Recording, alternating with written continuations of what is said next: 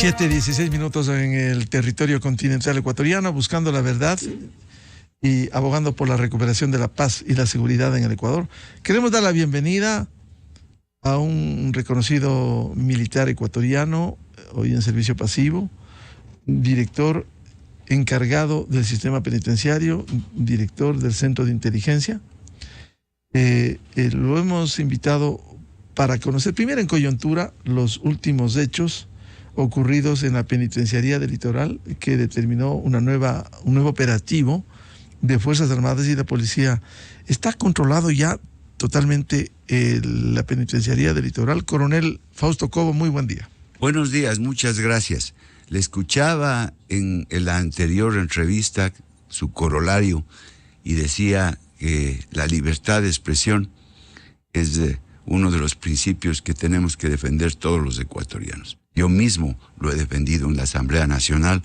Durante 4 años estuve en la comisión que elaboraba la ley Mordaza en la Asamblea Nacional.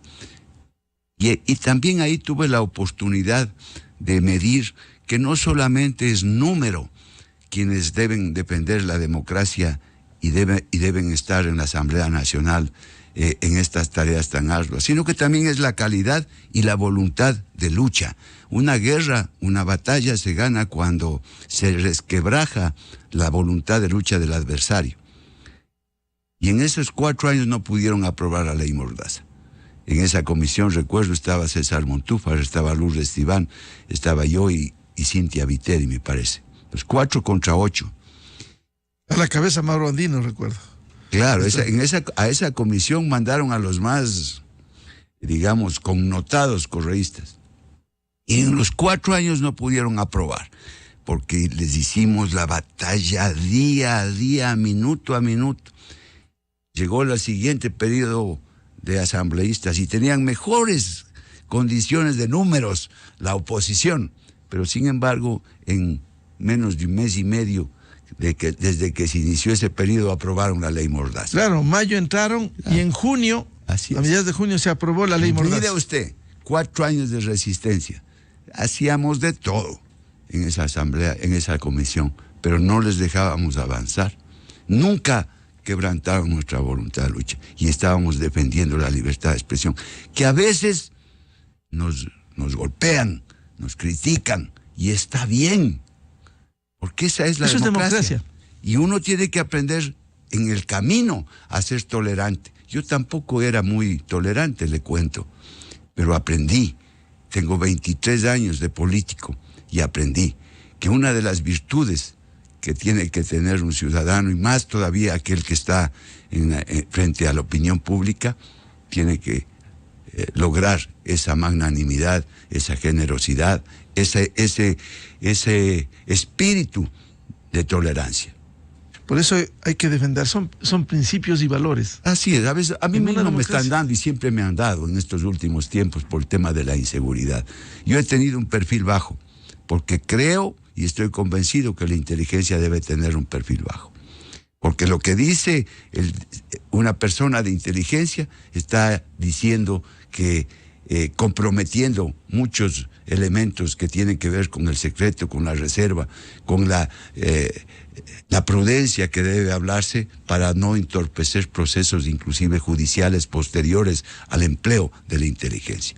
Pero así es esto, así es la democracia. Mire, el día de ayer, por ejemplo, en los medios de comunicación decían, y aquí estoy para dar la cara, decían que le encontraron en la Regional 8, no existe la Regional 8, ahorcado a un PPL Anchundia, que es cabecilla de los R7, cabecilla de los que provocaron la masacre en Turi, y que luego lo llevaron a Santo Domingo, provocó la masacre en Santo Domingo. Después de allá le llevaron a la Roca, explotó el techo de la Roca, le sacaron y le metieron a la Regional de Guayaquil, que no es ninguna Regional 8, ya, y estaba allá. Y entonces la información era que por la intervención de los militares y policías le han ahorcado a Anchundia. Anchundia no estaba en esa cárcel. donde se estaba interviniendo. Anchundia posiblemente fue obligado a ahorcarse, porque así proceden estos criminales y delincuentes, porque murió en su ley, traicionó a su propia banda y entonces los otros le ahorcaron. Esa es la realidad y la información de Anchundia. Pero después pasan, ¿no? La información. ¿Quién es Anchundia? Sicario, narcotraficante, criminal. Y estaba en una celda de alta seguridad. Él no ha estado nunca en una celda de alta seguridad. Porque lamentablemente, Miguel, la infraestructura carcelaria en el Ecuador colapsó. Lo dije hace 2 años, cuando me entregaron la tarea difícil, compleja, cuando nadie quería hacerse cargo de las cárceles, porque estaban en el patio 140 más o menos cadáveres arrumados, sin cabeza, sin brazos. Ahí entonces a Fausto Cobo que se haga cargo de las cárceles. Y estuve 2 meses en las cárceles sin ninguna masacre. Y obviamente el gobierno creyó conveniente, así está, eso es su potestad, de encargarme el Centro de Inteligencia Estratégica. Es decir, estuve 2 meses en las cárceles hace 2 años. Luego, otra masacre, que venga Fausto Cobo y se haga cargo. 3 semanas. 3 semanas. Le entregaron a la Policía Nacional la responsabilidad de las cárceles. Y luego de eso, ahora, faltando 1 mes, que se haga cargo Fausto Cobo de las cárceles. ¿Y sabe por qué lo hago? Porque soy coherente con mis principios y porque tengo la obligación de que, si es que me piden defender al país, a costa de mi vida y de mi familia. Todos los días recibo 3, 4, 5, 6 alertas sobre mi vida, sobre el peligro que corre mi vida. Enfrentando a la criminalidad estos 2 años con frontalidad y haciendo lo que debo hacer, con los medios que tengo, no con lo ideal, no con lo posible, no, con lo que tengo, no con lo deseable, con lo posible. Y he cumplido y estoy tranquilo con mi conciencia. He hecho lo mejor posible. Ahora le deseo lo mejor, pero así créame con una energía positiva, porque así debemos ser los ecuatorianos, lo mejor al próximo gobierno. Me imagino que tiene un plan, que lo ejecute, si estamos nos requieren para apoyar desde la opinión pública o desde nuestra casa o desde el vecindario. Desde la experiencia. Desde la experiencia, siempre cuenten conmigo, No es que aquí van a señalarnos, y está bien en el tema positivo, que me han dado una condecoración, porque le escuché hablar una condecoración. Oiga, yo soy uno de los oficiales más condecorado del ejército ecuatoriano. Así que a mí no me crece la vanidad. No, con absoluta humildad. ¿Y sabe por qué la recibí? Y con tranquilidad.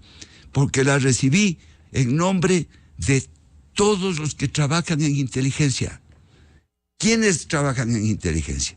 Civiles, militares, policías, agentes, analistas, que con perfil bajo, día a día, nos ayudan y ayudan al nivel político, al nivel operativo, táctico, estratégico a tomar decisiones, sin una ley que los proteja, Miguel, sin una ley que los proteja, jugándose la vida, como dice normalmente el pueblo ecuatoriano en las calles, se juega la vida, tiene que infiltrarse en las organizaciones criminales, en las organizaciones de narcotráfico, las personas que trabajan en inteligencia. Tienen que realizar vigilancias y seguimientos, tienen que hacer muchas tareas complejas, proteger la información, proteger a las personas, jugándose la vida. Eso hacen las personas de inteligencia. Entonces, a la cabeza de ese sistema de inteligencia, con debilidades, claro que sí, con lo que tenemos. Oiga, al Mossad, de Israel. Le penetraron. Le dieron un golpe duro. Por favor. ¿Por qué? Porque la relatividad siempre estará presente en todos los conceptos de seguridad. No existe sistema de seguridad absoluto. No existe. En el mundo, mientras más altos son los valores de lo que se protege, más peligro y la amenaza será más peligrosa. A ver, coronel Fausto Cobo, de toda su experiencia y por lo que usted ha dicho esta mañana que vamos a desglosar, con todos los medios no los deseables, los que debiera tener un sistema de inteligencia, muchos escuchan críticas, especialmente de sectores no reconocidos. No hay sistema de inteligencia. ¿Hay o no hay un sistema de inteligencia en el Ecuador? A ver. Hay un sistema de inteligencia. Hay un sistema. Lo hemos mejorado en la medida que hemos podido. La primera línea de nuestra acción ha sido fortalecer el nivel operativo y el nivel táctico de la inteligencia. Y le voy a dar la razón. El nivel operativo y táctico está en manos de los subsistemas de las Fuerzas Armadas y de la Policía Nacional en inteligencia. Sí. Ellos manejan el nivel operativo y táctico. Institucionalmente así se lo ha determinado mientras yo he estado a la cabeza del sistema. ¿Por qué? Porque ellos son los que van a territorio. Ellos son los que tienen que dar la inteligencia más básica, pero fundamental para poder construir la inteligencia estratégica. Sin inteligencia táctica, sin inteligencia operativa, no existe la posibilidad de tener inteligencia estratégica. Entonces, esos dos niveles los hemos fortalecido en términos importantes, con tecnología, con apoyo, con capacitación. Claro.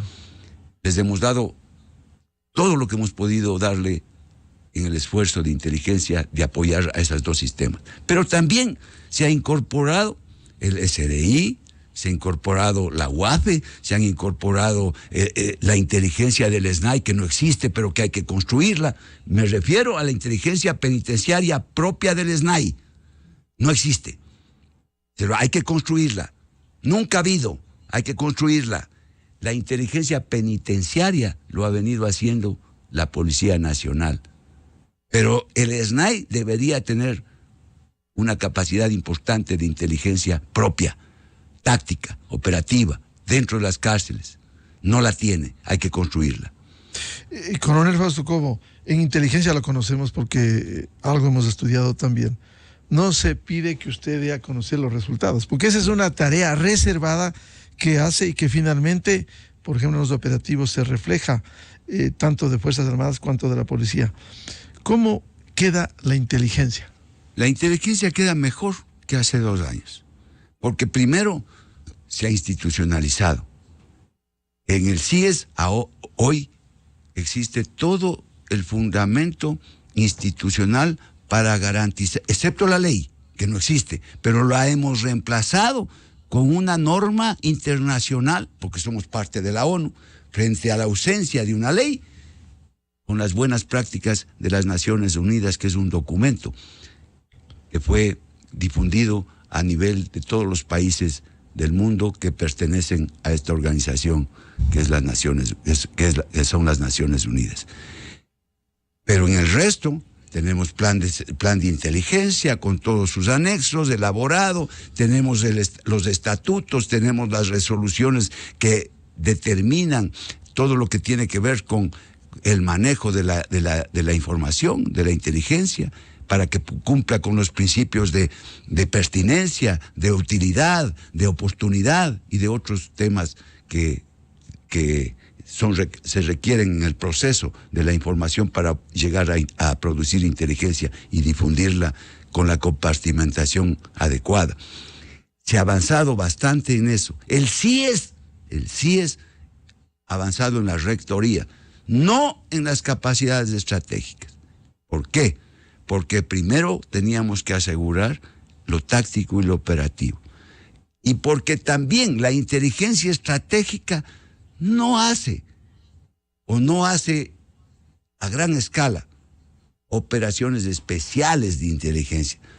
El 80%, 90% de la inteligencia estratégica es deductiva de la táctica y de la operativa. Hay que registrar, hay que evaluar, hay que integrar y producir inteligencia estratégica. ¿Quién da esos insumos? Los subsistemas. Existe entonces un sistema de inteligencia. Hay que mejorarlo, no es perfecto. Hemos avanzado en ese sentido. Ahora, hay que indicarle también a la opinión pública que tiene un justo derecho, no son especialistas, pero tiene un concepto, mucha gente, no todos, errado de la inteligencia. En el sentido de que lo que pasa en el país o lo que no se puede hacer es culpa de la inteligencia. Claro, que no alertó, dicen. Que no alertó la inteligencia. La inteligencia no elabora el curso de acción para neutralizar un riesgo. No elabora el curso de acción para neutralizar o eliminar una amenaza o para sostener que no avance más una presión dominante o una presión de cualquier tipo, política, económica, social, ambiental, económica, criminal o de cualquier otro tipo. No elabora el curso de acción la inteligencia. La inteligencia alerta. La inteligencia dice esto puede pasar. Este es el escenario que se puede dar. Esta es la posibilidad que tiene la fuerza tal o cual de hacer tal o cual cosa. Esta fuerza tiene este valor. Claro, alertar. Por ejemplo, usted no estuvo, por cierto, octubre de 2019, junio de 2022. La inteligencia debiera servir precisamente para alertar al país, a las autoridades, a Fuerzas Armadas y Policía, de hechos que pudieran suscitarse posteriormente. Claro que sí. Por ejemplo, cuando intentan paralizar el país, bloquear la gobernabilidad, irse contra los elementos estructurales del Estado, como es la soberanía, las instituciones, la propia sociedad, dividiéndola. Uno tiene que identificar cuáles intereses son los que están detrás de eso, para determinar si esa presión que está en contra del Estado es o no es una amenaza. Y por eso, por ejemplo, la inteligencia es la que fundamentó en el Consejo de Seguridad Pública y del Estado, para que, no le han dado el valor, pero yo creo que algún momento la van a dar. Hay que saber esperar, hay que sentarse en la vereda, dice el pueblo, para ver a todos los detractores pasar por la calzada, ¿no? Por primera vez en la historia, en el Consejo de Seguridad Pública del Estado se definió al narcotráfico como amenaza. ¿Quién fundamentó para que los señores vocales, integrantes, miembros del Consejo de Seguridad Nacional, Seguridad Pública y del Estado, determinen que sí, que así es? La inteligencia. Porque la inteligencia también es la encargada de valorar, o sea, de dar el valor cuantitativo y cualitativo de la realidad nacional, del riesgo que significa tal presión o tal amenaza. Entonces, el narcotráfico, el crimen organizado, el terrorismo, la minería ilegal, los grupos radicales, populistas, generalmente, que son de orden político, social, muchos de ellos, que lo que hacen es tratar de justamente dividir a la sociedad ecuatoriana, confrontarla, paralizarla, utilizando, uno de ellos lo dijo, hay un libro por allí, que el terror es una forma de gobernar. Claro. Estallido de Leonidas Issa. Bueno, ya lo dijo usted. Coronel Cobo, siendo importante esto de cómo queda la inteligencia, usted ha dicho en mejores condiciones, e interactuando con Fuerzas Armadas y Policía, quisiera volver al tema carcelario. Lo que ha sucedido, usted citó el caso de Anchundia, ¿sigue la lucha entre bandas en los centros penitenciarios que no se ha podido controlar? Absolutamente. Yo no le voy a mentir al Ecuador.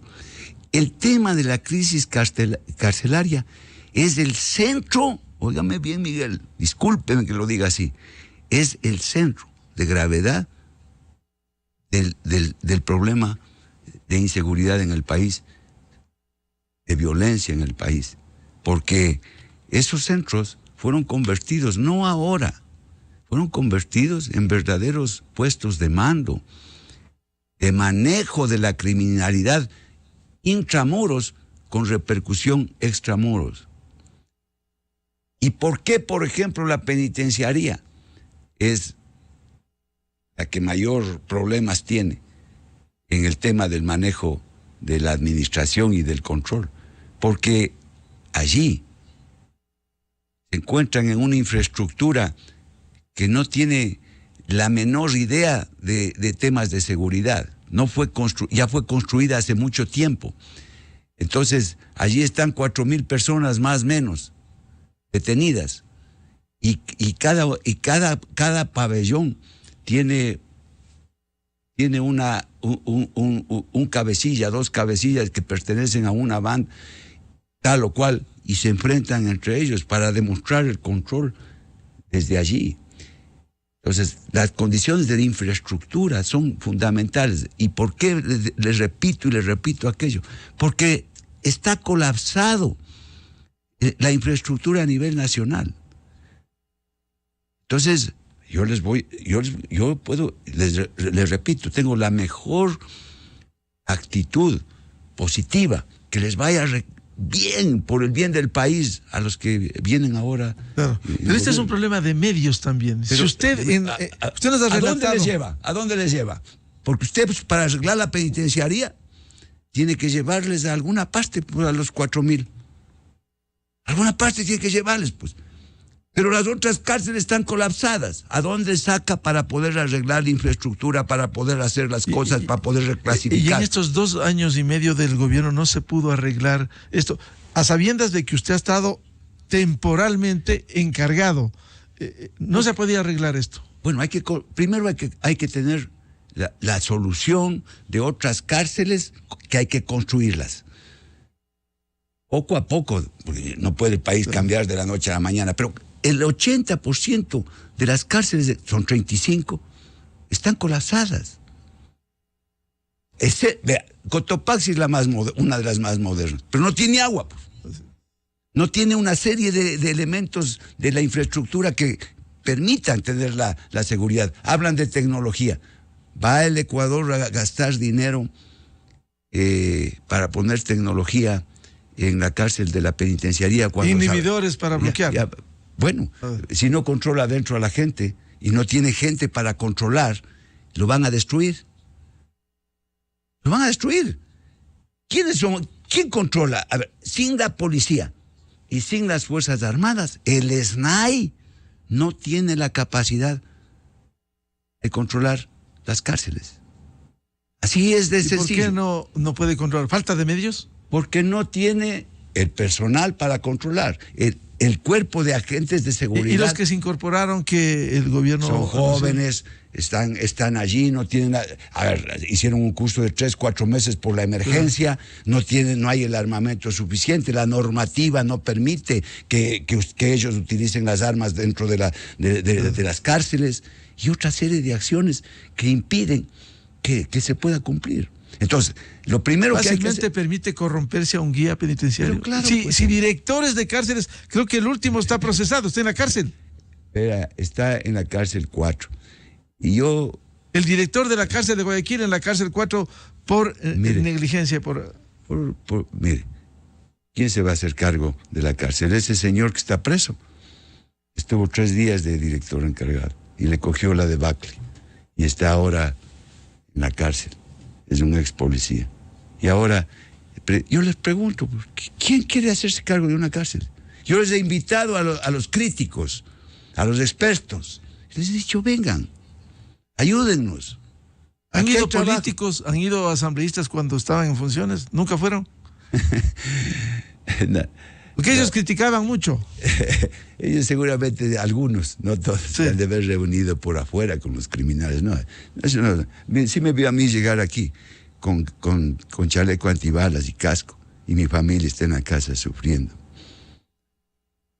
Una cosa es con guitarra y otra es con violín. Pero bueno, hay que ver la solución, hay que avanzar, hay que ser positivo, hay que mirar Yo les entiendo a las Fuerzas Armadas y a la policía, por eso siempre resalto su trabajo. Tienen que ayudarnos en las cárceles. Si es que ellos no nos ayudan, imposible buscar una solución. Ahora, ellos ayudan ocasionalmente. Hacen operativos limpios, como se denominan, desarman, confiscan, sacan materiales, pero pasa un tiempo y vuelve a lo mismo. Bueno, casi 1 año y medio estuvo la policía con un general en servicio activo en el SNAI. ¿Pablo Ramírez? Pablo Ramírez. Avanzó, hizo lo que... Con la policía, en servicio activo. Un director del SNAI no tiene mando directo con la policía ni con las Fuerzas Armadas.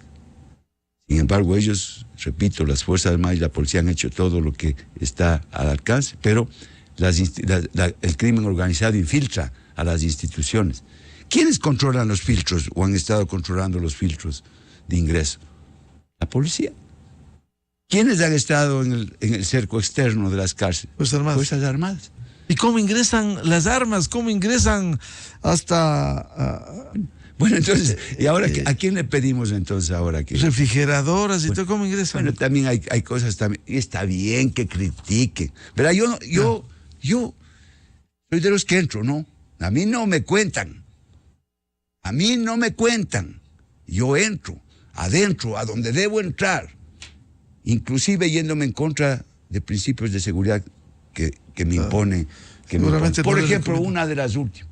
Entré a la regional, no a la 8 porque no existe. Y toda la seguridad me decía, no hicimos un protocolo para entrar a la de máxima, ni siquiera, ni si cuánto. Dije, no voy a entrar.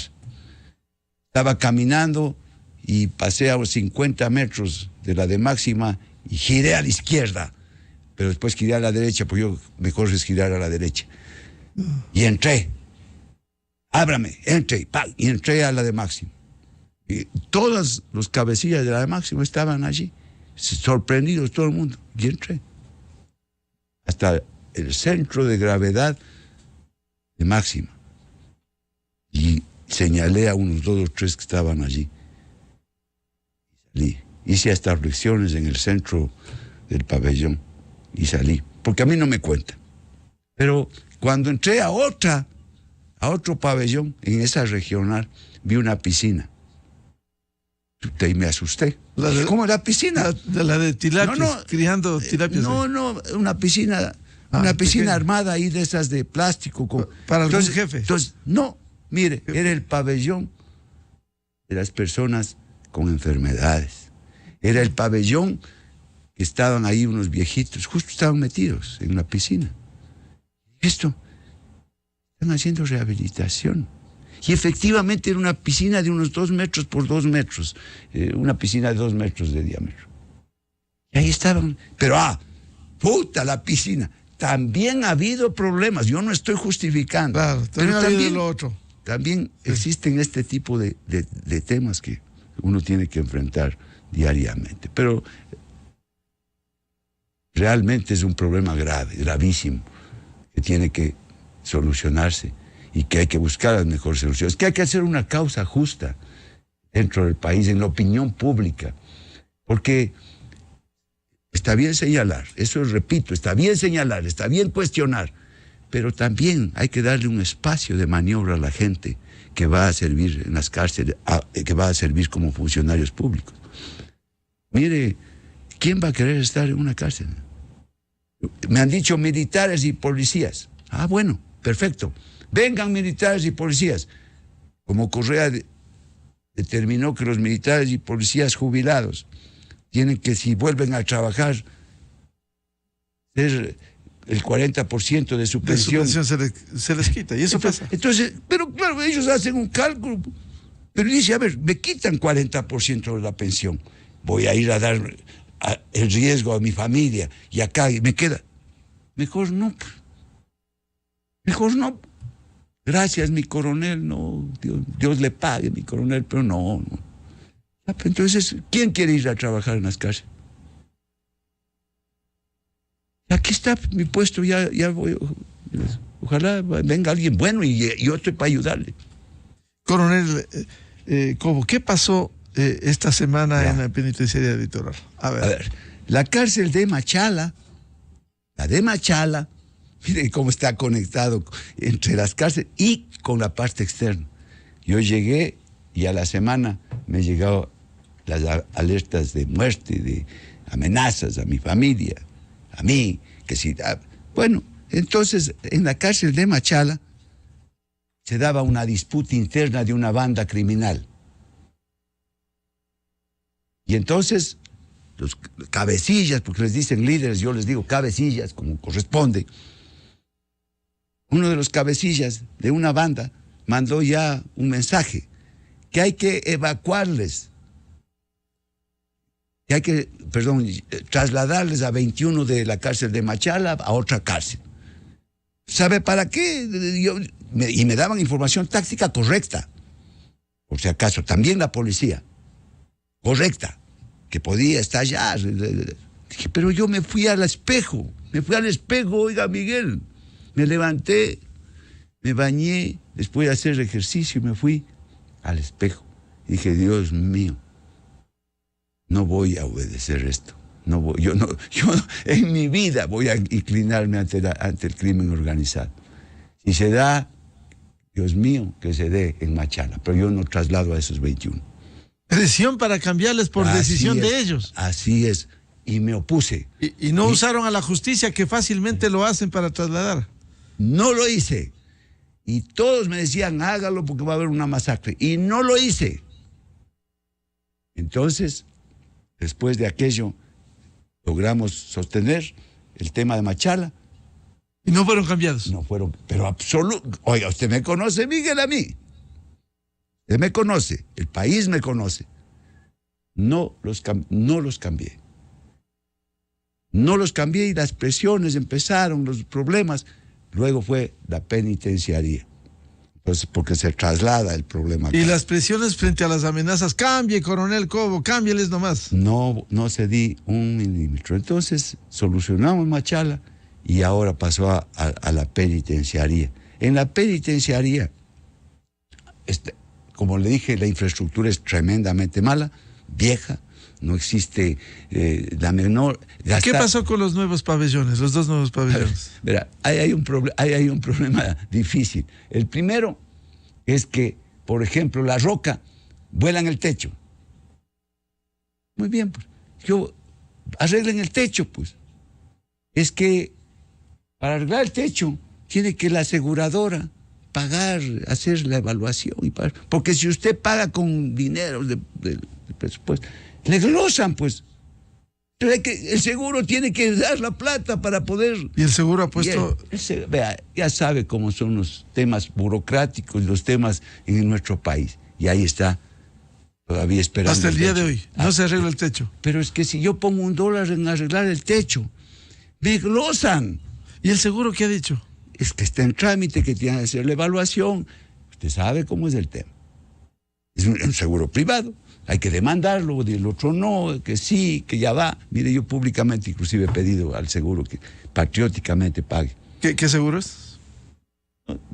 Tengo tantas cosas en la cabeza que no, y no vale acá tampoco. Pero no ha cumplido el seguro. Estamos avanzando, pero mire esos problemas que existen. Y mientras tanto, ¿cómo está la roca? No hay un solo... No, ahí no hay nadie porque está volando el techo. La cárcel de mayor seguridad. Bueno, no hay nadie. A ver, ahí viene de nuevo la infraestructura. ¿Dónde está ubicada la roca? No la construyó este gobierno. La roca estuvo siempre donde está, a 30 metros del río Daule. Y no nos acordamos que por ahí hubo 2 fugas en la historia, poniendo bombas y sacaron y se llevaron a los presos. Pero eso es lo que tenemos. O sea, si quieren una cárcel de alta seguridad, pues habrá que construirla. Mi criterio, en la penitenciaría hay que, primero dividirla, es muy grande para poder controlar, sobre todo la infraestructura. A los 4,000 presos. Es que esa cárcel es complicada porque la infraestructura es vieja. Y no tiene... ¿Y qué pasa con los 2 nuevos pabellones que construyeron? Los 2 no han construido, estaban reconstruyendo. Bueno, pusieron drones y lo volaron al uno. La pared está hecho un hueco inmenso, yo he estado ahí. Hay que de nuevo poner la pared. No es fácil, Miguel. La otra, y lo que generalmente los extremos dicen, es que entremos entonces disparando. Entremos y disparemos. En democracia, en un mundo como el que vivimos, ¿se puede hacer eso? No. ¿Quién va a entrar disparando? Primero porque estamos en la orilla de la racionalidad, porque estamos en la orilla del bien común, de la legalidad. No se puede hacer eso. Hay que hacer uso de la fuerza progresiva. Las Fuerzas Armadas y la policía siempre están limitadas por eso, porque las normas están así. Entonces, hay que también tener el espacio de maniobra del Estado es más reducido que el de los delincuentes. El espacio de maniobra de los delincuentes no tienen los límites de la ley, de las que están vigentes. Entonces ellos tienen la ventaja estratégica. Eso hay que cambiar. ¿El gobierno puede cambiar? No. Causa nacional en la Asamblea Nacional. Modifiquen las leyes a favor del Estado. No ha habido voluntad en ese sentido. ¿Perdón? No ha habido voluntad en ese sentido. Bueno, pues ahí ha habido otros intereses y ya sabemos, el final fue disuelta esa asamblea y la gran mayoría de algunos partidos fueron reelectos. O sea, el pueblo ecuatoriano nos religió de nuevo. Ese es nuestro país y esa es la democracia. Hay que respetar esos resultados y seguir adelante en lo que podamos hacer con voluntad de lucha, con una conciencia de hombres de bien. No señalen por señalar. Hay gente que es envidiosa, es egoísta, que señala por señalar. Y los agentes que se juegan la vida todos los días, con los medios que a veces son limitados. Para los jefes de las bandas, ¿mejor estar en cárceles que afuera? Verá, le voy a contar un caso. Palanqueta está en Turi. Es uno de los cabecillas de mayor rango de los Lobos. Está a 2 o 3 meses de cumplir su pena. Total. ¿Por qué no ha hecho el pedido de hacer uso de sus beneficios penitenciarios? Yo no sé si ya le va a tocar salir. Entonces, ¿por qué no le votan? Pues yo no le puedo votar, pues, claro, si él no solicita. Pero ya, claro, él debería estar libre con los beneficios penitenciarios. No quiere salir, pero en la práctica. No pide, pero yo no le puedo coger y votar, claro, porque el juez me mete preso. Y así cambia un guía a un agente penitenciario. Le dice que se vaya porque ya está en una cárcel por acá, ya se sabe indicios de por acá, le quiere cambiar, darle el pase, como decimos los militares, a otra acción de protección. Le tiene que regresar al sitio. Que le den, no, está a ni sé cuántos metros y no me pueden trasladar a más allá de ni sé qué, de ni sé cuánto. Y eso es lo que tenemos. Cambien eso. Cambien en la Asamblea Nacional todas esas leyes y pongan todo a favor del Estado, de la legalidad, de la fuerza pública. Denle garantías a la fuerza pública para que pueda emplear su arma. Vea, es preferible tener soldados, policías sin armas, antes que armas sin soldados, sin policías. ¿Qué quiere decir esa frase? Que la disuasión tiene 2 pilares. El uno son los medios, y está bien, hay que buscar la forma de tener más medios tecnológicos, armas. Pero si el otro pilar es la voluntad de emplear esos medios. Usted puede tener bomba atómica. Si es que no tiene la voluntad de emplear la bomba atómica y el adversario se da cuenta que no va a emplear la bomba atómica, no la emplea, entonces no disuade. Porque la gente dice, tecnología, armas, sí, se necesita, pero sobre todo garantías para que exista la voluntad de emplear esos medios y que el adversario la sienta. Que eso va a pasar. Y que después, que después de que aplica la fuerza, el juez no lo saque. Entonces, el Estado ha perdido la disuasión. Disuasión y control. Y control. La ventaja estratégica la tienen las bandas criminales. Qué horror.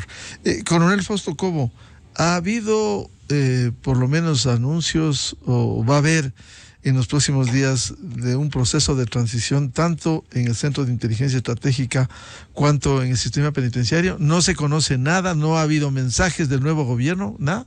Mire, de lo que yo conozco, no puedo dar información de otro tipo. El día martes, a las 12 del día, hay el Consejo de Seguridad Pública y del Estado. Ha sido convocado. Allí en el punto 3 o 4 está la información que debe recibir el señor presidente electo y en lo que a mí me corresponde, que es una apreciación de inteligencia de cómo está el sistema, cuáles son los principales riesgos, las amenazas, cómo está el sistema carcelario. Es decir, allí será el escenario para informar y seguramente para iniciar un proceso de transición. Yo pienso que sí. De parte nuestra, el gobierno nacional, el señor presidente de la República nos ha dado la disposición, y así tiene que ser, de que nosotros tengamos toda la información para trasladarla al nuevo gobierno. De su experiencia en esta tarea cívica de riesgo que usted ha emprendido, ¿qué recomendaría como alertas de seguridad para que se controle las cárceles, para que mejore el sistema de inteligencia estratégico?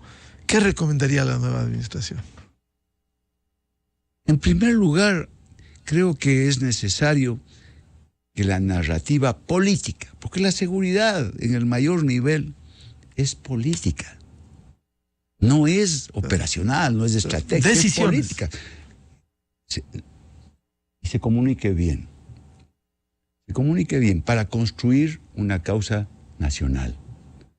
Una causa nacional, porque la seguridad, y ahí está inmersa la inteligencia, ahí está inmerso el problema carcelario, en esa integralidad del concepto de seguridad. Participamos todos los ecuatorianos, tenemos responsabilidad todos los ecuatorianos, en mayor y menor medida, desde luego que sí, pero todos los ecuatorianos, los periodistas, los empleados, el padre de familia, el vecino del barrio, los GAD, claro, la justicia. Claro, todos. Todos. Y los funcionarios también. Los funcionarios también. Por eso le digo, de mayor o menor medida. Pero esa es la causa que hay que construir. Era imposible en nuestra historia. La historia es un factor no específico del poder, de la seguridad. ¿Por qué tiene valor? ¿Y por qué no? Porque es no específico, porque hay otros que tienen una incidencia directa en la seguridad, como por ejemplo la doctrina, los mandos, la organización de cómo están la fuerza pública, la normatividad. Eso es directo. Pero hay otros factores no específicos como la historia, como la geografía. La historia nos dice que era un sueño nosotros ganar una guerra al Perú. Bueno, se construyó. Esos jefes nuestros, esos viejos, bellos, sagrados, patriotas, construyeron una narrativa que éramos capaces. Ni un paso atrás. Y que vamos a defender el Ecuador. Todo el país son héroes de guerra. Porque no los que estábamos en la frontera, no. Quienes nos llevaban ese aliento, la logística, el apoyo en los medios, la opinión pública, los periodistas. Y ganamos esa guerra, siendo inmensamente inferiores en medios y en poder. Sumamos acciones tácticas para dar un resultado estratégico. Claro, en todos los campos del poder nacional se hizo y funcionó. Mire, yo siempre estoy diciendo, ¿qué haría usted?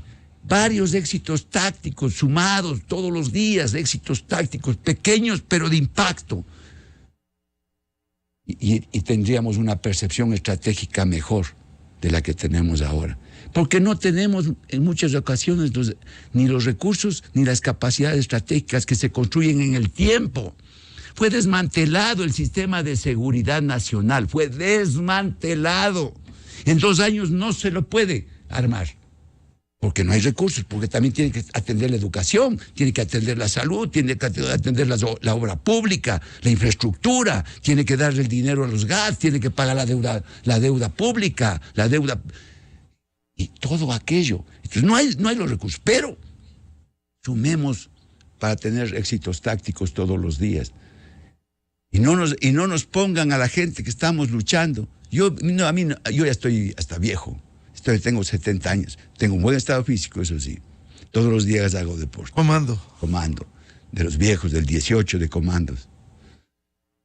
Mire, no nos pongan contra la pared.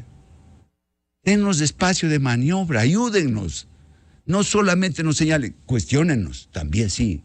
Está bien eso. Pero denos un respiro, una oxigenación. ¿Quién va a querer hacerse cargo de una cárcel? Y sabe que... ¿Quién?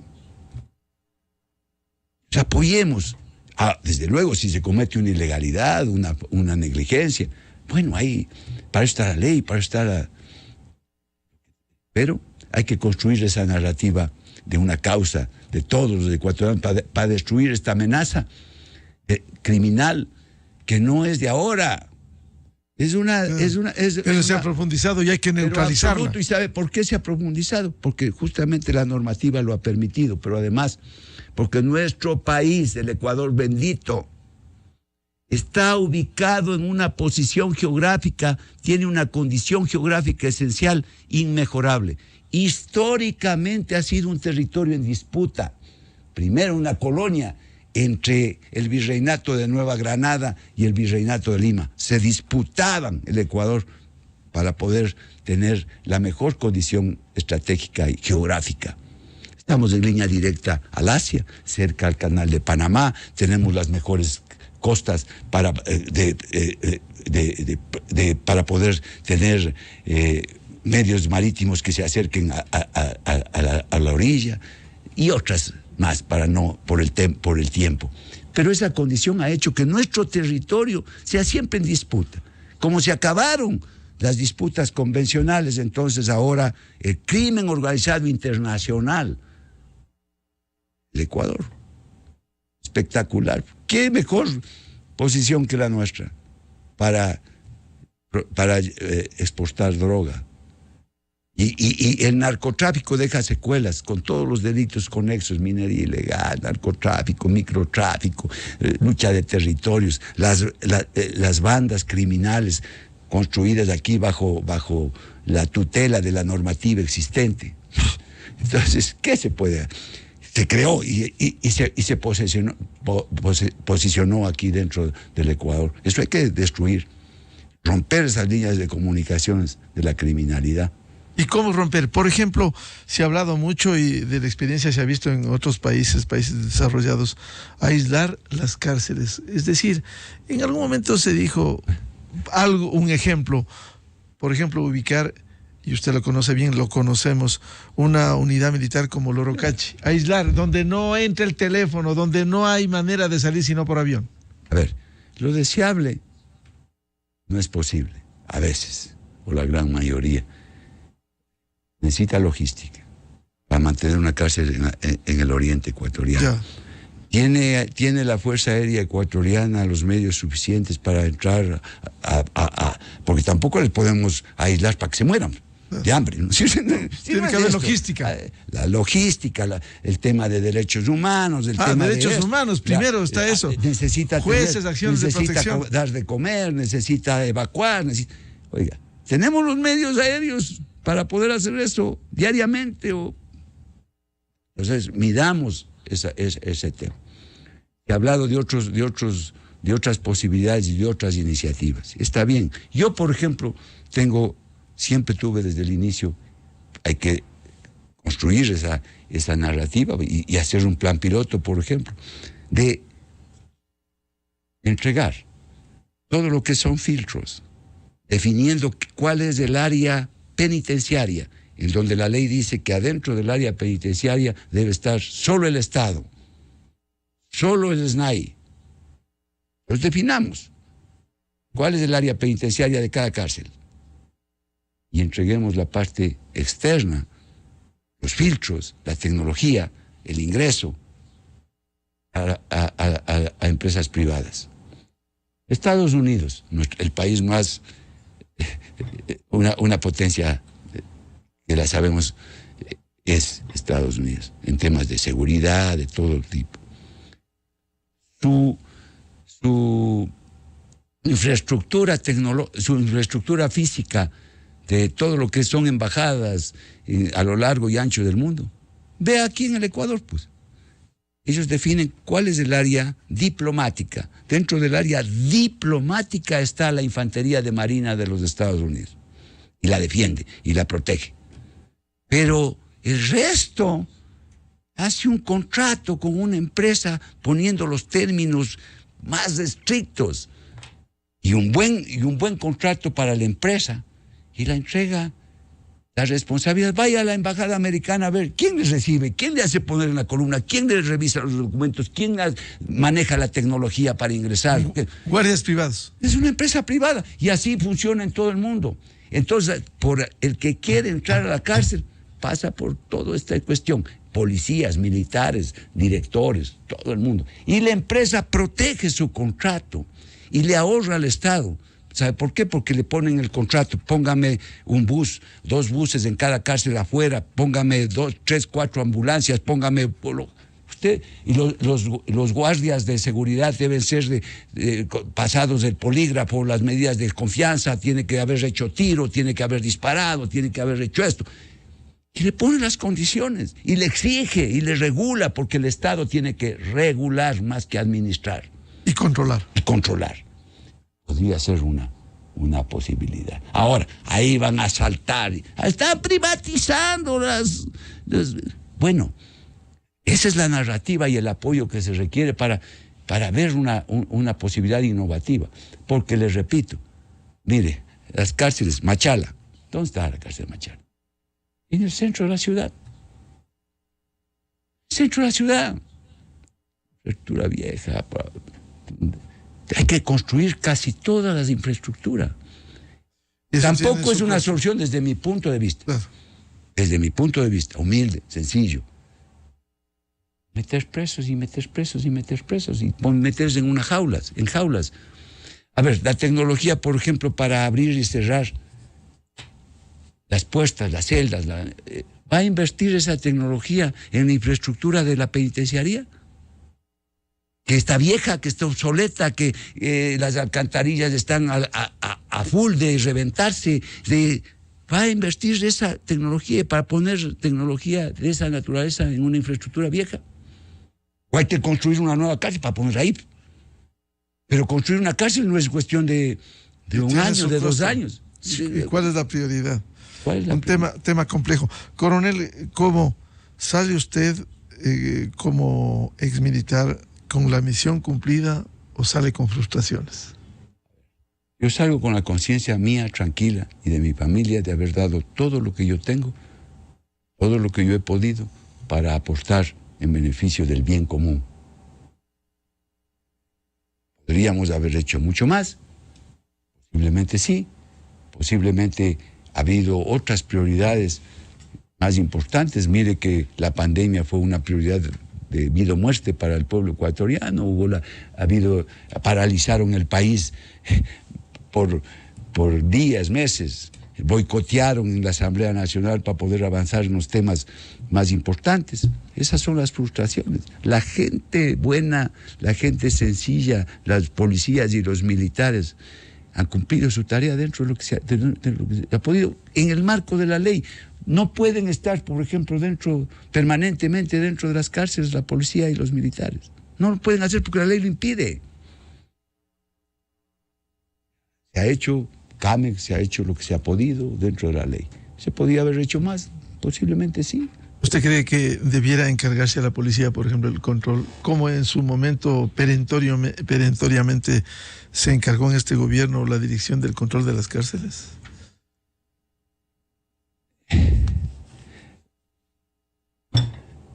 Yo creo que hay que construir una institucionalidad del nuevo sistema de rehabilitación.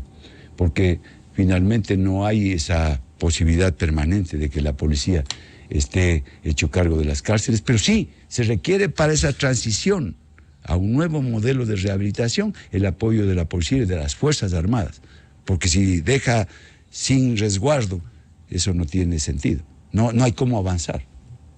Bien, al coronel Fausto Cobo, director del Centro de Inteligencia Estratégica, director encargado del sistema penitenciario, muchas gracias, como siempre, su presencia. Solamente aclarar al pueblo ecuatoriano que, repito nuevamente, yo lo hago con humildad, lo recibo con absoluta humildad, sin arrogancia. A mí me han condecorado las Fuerzas Armadas suficientemente, creo, y ya estoy hasta viejo. Yo recibo esa condecoración porque no la puedo negar, y la recibo en nombre de todos los soldados, de la Policía Nacional y de los ciudadanos civiles que trabajan en el sistema de inteligencia estratégica, no en las cárceles, porque la condecoración no he estado más que 2 meses en las cárceles, pero lo he hecho minuto a minuto, también con la misma responsabilidad de estar 5 años, todos los días. Trabajo para la seguridad, pero lo he hecho en nombre, repito, de la gente que no puede aparecer. En inteligencia trabajan generalmente con otro perfil, un perfil muy bajo, cambiados, y trabajan diariamente. En nombre de ellos, a ellos hay que agradecerles, que no tienen una normativa que los proteja. Muchas gracias, Miguel. Bien, el coronel Fausto Cobo, director del Centro de Inteligencia Estratégica y director encargado del sistema penitenciario, muchas gracias por la presencia en la revista de Opinión Democracia. 8:13 minutos. Vamos a una pausa publicitaria y luego volvemos para hablar sobre la llegada del fenómeno del Niño al Ecuador con el director del INOCAR. Desde 1984 con Gonzalo Rosero. La revista de Opinión Democracia. Siempre líderes, siempre confiables.